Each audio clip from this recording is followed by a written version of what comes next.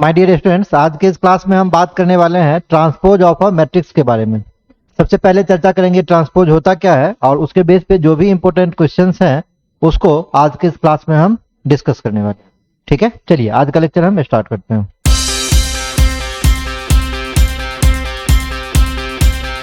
अगर हम ट्रांसपोज की बात करें, ट्रांसपोज होता क्या है, तो कुछ उसको हम यूं डिफाइन कर सकते हैं। देखिए यहाँ पे टॉपिक मेरा जो है आज का, यह है मेरा ट्रांसपोज।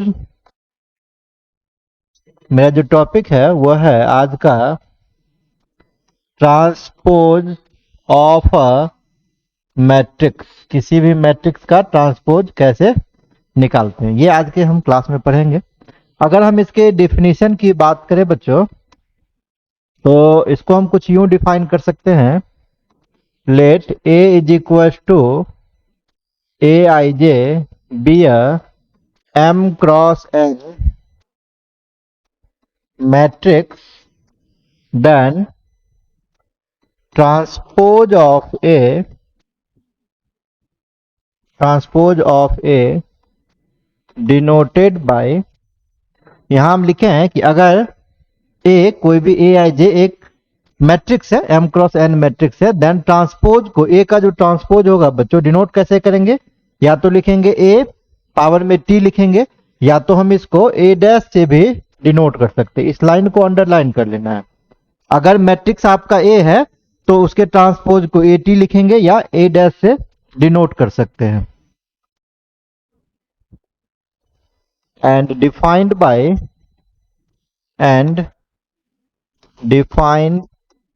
बाय, अगर कोई मैट्रिक्स A है ए आई जे, और इसका हम ट्रांसपोज बच्चों करेंगे ना, तो ये क्या हो जाएगा? AJI हो जाएगा। किसके लिए? For I is equal to 1 2 3 so on M and J is equal to 1 2 3 so on N। अब आप कहेंगे कि सर ये लिखे क्या, ये क्या लिखे हैं? इसका मतलब हुआ दस transpose of A is obtained from A by interchanging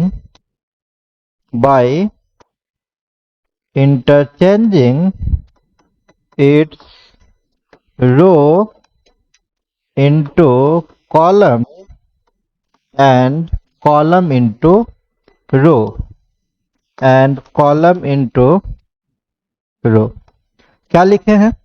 हम लिखे हैं ये कि A का जो ट्रांसपोज होगा, जो इसको हम A T या A डैश से डिनोट कर रहे हैं, उसको A से कैसे ऑब्टेन करेंगे? तो रो को कॉलम में कन्वर्ट कर देंगे और कॉलम को रो में कन्वर्ट कर देंगे। अगर हम एग्जांपल के तौर पे बात करें, मान लीजिए A इज इक्वल टू 1 2 -2 0, ये एक कोई मैट्रिक्स आपके पास दिया हुआ है। तो ट्रांसपोज अगर निकालेंगे तो उसमें क्या करेंगे? अभी देखिए, हॉरिजेंटली चलते हैं तो क्या बोलते हैं बच्चों? उसको रो बोलते हैं, और वर्टिकली चलते हैं तो क्या बोलते हैं? उसको कॉलम बोलते हैं। तो आपको क्या करना है? पहला रो क्या हो गया? 1 2, तो इसको पहला कॉलम बना लेना है। क्लियर? पहला रो है 1 2, तो इसको पहला कॉलम बना लिए। दूसरा रो क्या है? -2 0, तो ये आपका दूसरा कॉलम हो जाएगा। क्लियर? अगर दूसरा एग्जाम्पल का हम बात करें, मान लीजिए B इज इक्वल टू दिया हुआ है 1 3 -2 1 0 -1। कितना इसका रो कितना है? हॉरिजॉन्टल लाइन कितना है? 1 2 3, रो 3 है। इसका ऑर्डर क्या हो जाएगा? 3 इंटू कॉलम कितना? 2, तो 3 इंटू 2 हो जाएगा। अगर इसके ट्रांसपोज की हम बात करेंगे, B ट्रांसपोज, तो क्या हो जाएगा? हम क्या लिखे यहाँ? रो कॉलम में कन्वर्ट कर जाएगा और कॉलम रो में कन्वर्ट कर जाएगा।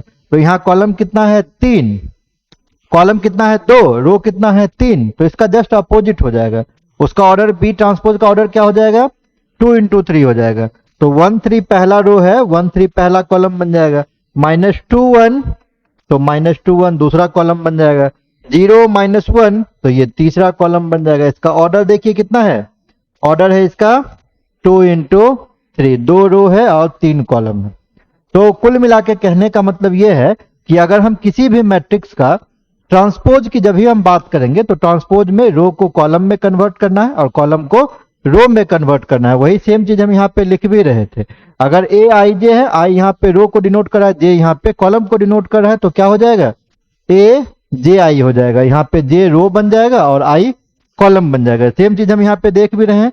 जैसे देखिए ए में ऑर्डर कितना है अभी, 2 × 2 है, इसमें पता आपको नहीं चलेगा। यहाँ देखिए, यहाँ आई का नंबर कितना है 3 और जे का नंबर कितना है 2, तो यहाँ पहले जे आई हो जाएगा, जे पहले आ जाएगा और आई बाद में आ जाएगा 2 × 3। रो कॉलम में, कॉलम रो में आपको कन्वर्ट कर देना है, आपका आंसर निकल जाएगा। क्लियर है यहाँ तक? यहाँ तक आप नोट कर सकते। नेक्स्ट है बच्चों इसका प्रॉपर्टीज की अगर हम बात करें, properties of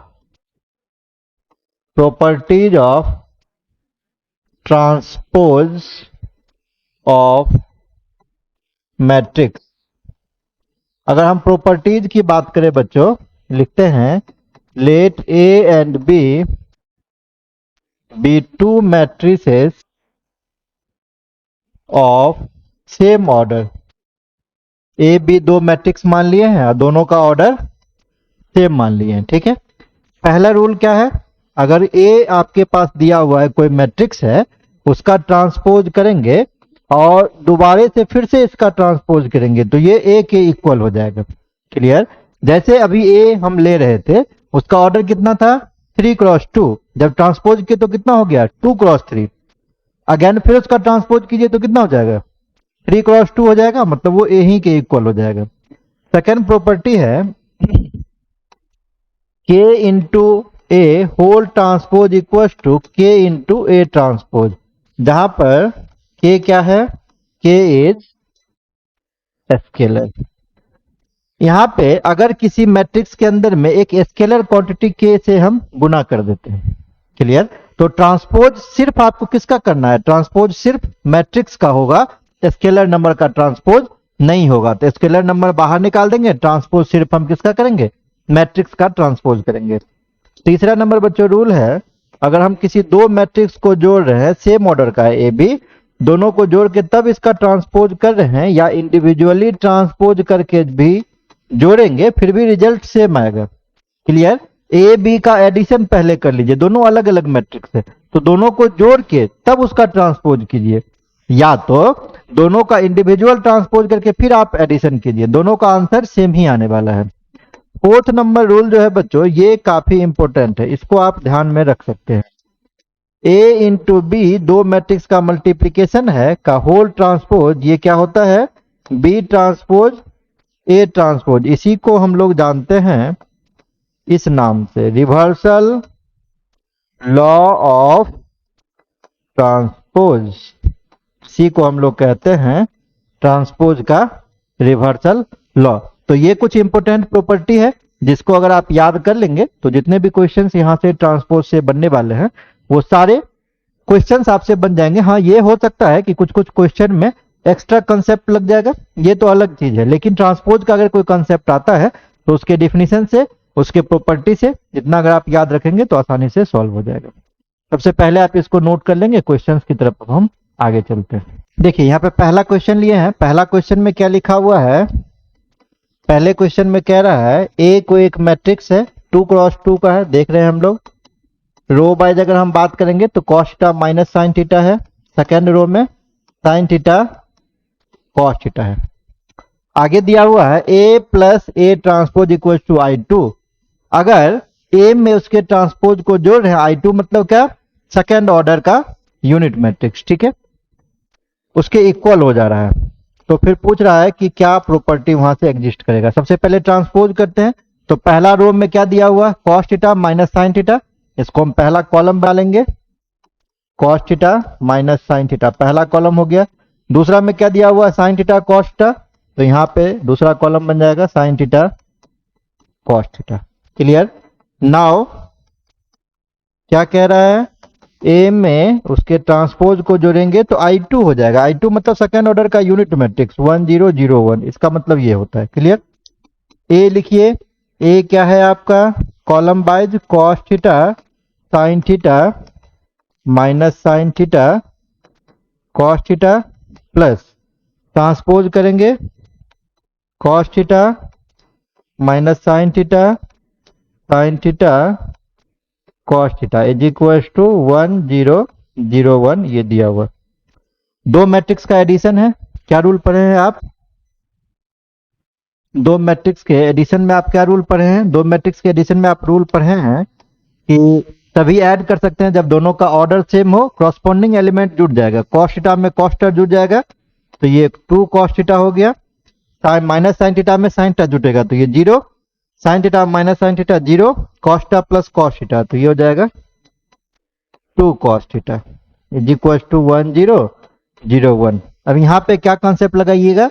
equality of matrices का। तो दो मैट्रिक्स इक्वल कब होगा? जब दोनों का ऑर्डर सेम, यहाँ ऑर्डर सेम है ना, ये 2 क्रॉस 2 ये भी 2 क्रॉस 2 ऑर्डर सेम है, क्लियर। कॉरस्पॉन्डिंग एलिमेंट इक्वल होगा मतलब 2 cos थीटा 1 के इक्वल होगा या तो 0 0 के इक्वल होगा। तो यहाँ से 0 तो 0 के इक्वल कर नहीं सकते हैं, 2 cos थीटा को 1 के इक्वल करते हैं तो cos theta is equal to कितना हो जाएगा 1/2, और 1/2 का अगर हम वैल्यू देखें तो cos π/3 का वैल्यू है, क्लियर। अब देखिए यहाँ से एक कंसेप्ट आपको याद रखना पड़ेगा, हम पढ़े भी थे, फॉर्मूला फिर से हम बता दे रहे हैं। cos theta is equal to cos alpha, then इस केस में theta is equal to 2n pi plus minus alpha होता है, ये फॉर्मूला है, ठीक है ना। आप पढ़ेंगे ट्रिग्नोमेट्रिक रेशियो जब पढ़ेंगे तो उसमें हम ये फॉर्मूला आपको बताएंगे। तो यहाँ से देखिए cos theta is equal to cos π/3, तो यहाँ से हम डायरेक्टली क्या लिख सकते हैं? Theta is equal to 2n pi plus minus π/3। क्या लिख सकते हैं? Theta is equal to 2n pi plus minus π/3। अच्छा n क्या है? तो n यहाँ पे इंटीजर है, i या z से बिलोंग कर रहा है। अब यहाँ पे देखते हैं पहला नंबर ही ऑप्शन में, सी नंबर ऑप्शन में दिया हुआ है 2n पाई प्लस π/3, तो सी नंबर आपका करेक्ट आंसर हो जाएगा। यहां से आपको बस एक चीज याद रखना पड़ेगा ट्रिग्नोमेट्रिक रेशियो का, cos theta is equal to cos alpha, तो theta is equal to 2n pi plus minus alpha होता है। अगर ये याद रहता तो आप ये ऑप्शन टिक कर देते, बाकी इस क्वेश्चन में और कोई खास बात नहीं है। इस क्वेश्चन को नोट कीजिए, अगले क्वेश्चन की तरफ अब हम बढ़ते हैं। अब इस क्वेश्चन में देखिए, क्वेश्चन में क्या दिया हुआ? ए दिया हुआ है आपका √3/2 1/2, अगर हम कॉलम वाइज बात करें तो -1/2 √3/2, ये आपका ए दिया हुआ है। अगेन ए आपका दिया हुआ है 1 1 0, ये ए एक्चुअली नहीं है, ये पी मैट्रिक्स है, क्लियर। पी का वैल्यू दिया हुआ है √3/2, अगर रो वाइज बात करें 1/2 -1/2 √3/2, ए का वैल्यू है 1 1 और 0 1। Q is equal to theta नहीं है, ये क्यू इज इक्वल टू दिया हुआ है P A into P transpose, then पूछ रहा है आपसे P into Q to the power 2005 into P transpose, इसका वैल्यू क्या होगा, क्लियर। तो सबसे पहला काम क्या करते हैं ना, P इंटू पी ट्रांसपोज हम निकाल के देखते हैं। वहां से चूंकि मल्टीप्लाई करना है यहाँ पे भी आपको, तो कुछ रिजल्ट निकल जाएगा, जो निकालना है उसमें भी सेम बात कह रहा है। तो देखते हैं एक बार करके, -1/2 √3/2 इंटू, जब ट्रांसपोज करेंगे तो पहला रो पहला कॉलम बन जाएगा, दूसरा रो दूसरा कॉलम बन जाएगा।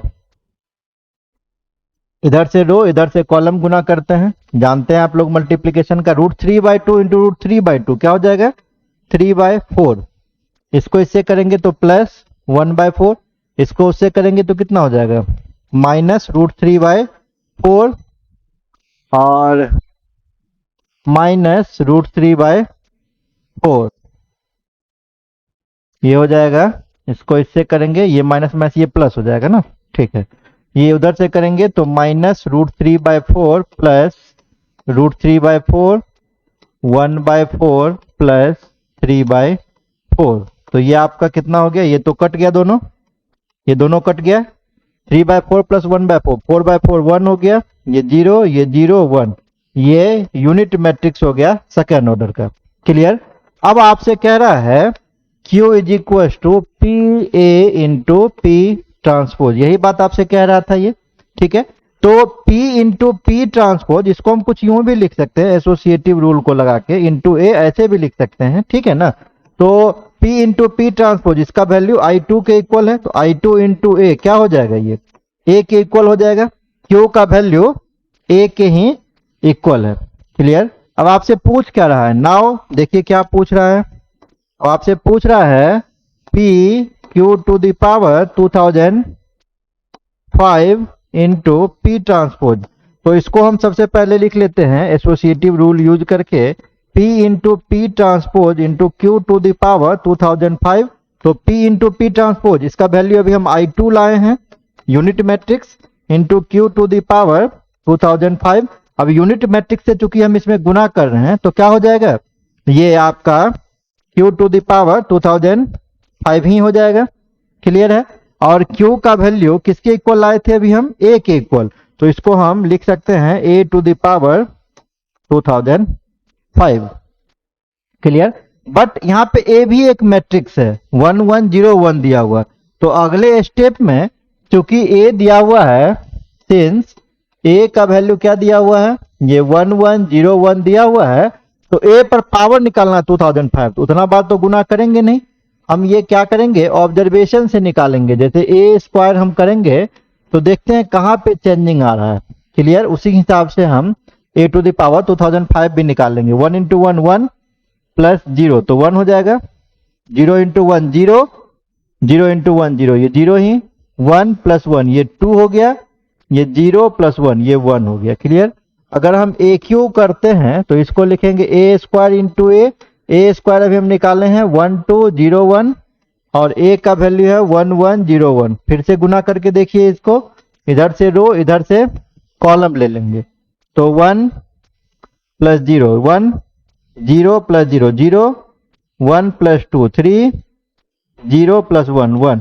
देखिए अगर हम यहाँ से ए स्क्वायर, ए पर पावर 1 है तो यहाँ पे 1, ए स्क्वायर निकाले हैं तो यहाँ पे 2, अगर हम ए क्यू निकाले हैं तो यहाँ पे ये 3, बाकी सब तो सेम ही आ रहा है ना। तो अगर हम आपसे कहेंगे कुछ इसी तरीके से ए टू द पावर 2005 निकालने के लिए, तो चेंजिंग सिर्फ क्या कहाँ पे होगा, 1 2 पोजीशन पर चेंजिंग होगा। यहाँ पे 2005 हो जाएगा और यहाँ 0 1 हो जाएगा। यही आपका बच्चों फाइनल आंसर हो जाएगा। क्लियर है। टफ नहीं है, थोड़ा सा कंसेप्ट लग रहा है इसमें बस, बाकी और क्वेश्चन में कुछ नहीं है। नोट कीजिए, आगे बढ़ते हैं। देखिए नेक्स्ट क्वेश्चन है। नेक्स्ट क्वेश्चन में क्या दिया हुआ है, ए अगर हम रो वाइज बात करेंगे तो अल्फा 0, सेकेंड रो में है आपका 1 1, बी इज इक्वल टू है 1 0 5 1। कह रहा है अल्फा के किस वैल्यू के लिए ए स्क्वायर का वैल्यू बी के इक्वल होगा, यही क्वेश्चन है। तो सबसे पहले ए स्क्वायर निकालना पड़ेगा। ए स्क्वायर को ए इंटू ए लिख सकते हैं, अल्फा 0 1 1 इंटू बच्चों गुना करेंगे अल्फा 0 1 1, इधर से रो इधर से कॉलम, जानते ही हम लोग, तो अल्फा स्क्वायर प्लस 0 और यहाँ हो जाएगा अल्फा प्लस 1, सेकेंड में गुना कीजिए 0 0, ये 0 हो जाएगा, 0 1 ये 1 हो जाएगा। ए स्क्वायर निकल गया। अब नाउ क्या कह रहा है क्वेश्चन में, A square is equal to B. A square जब हम निकाले हैं तो अल्फा स्क्वायर अल्फा प्लस 1 0 1 और बी का वैल्यू बच्चों कितना है 1501। क्लियर। अब यहाँ पे जो कॉन्सेप्ट लग रहा है इक्वलिटी ऑफ मैट्रिसेस का, दो मैट्रिक्स इक्वल कब होगा, जब दोनों का ऑर्डर सेम, तो ऑर्डर सेम तो यहाँ दिख रहा है, और कॉरस्पॉन्डिंग एलिमेंट भी इक्वल होगा। अगर इक्वल करते हैं तो अल्फा स्क्वायर का वैल्यू 1, मतलब अल्फा का value plus minus 1 and alpha plus 1 का वैल्यू 5, कहने का मतलब अल्फा का वैल्यू 4। तो यहाँ पे ये दो वैल्यू आ रहा है।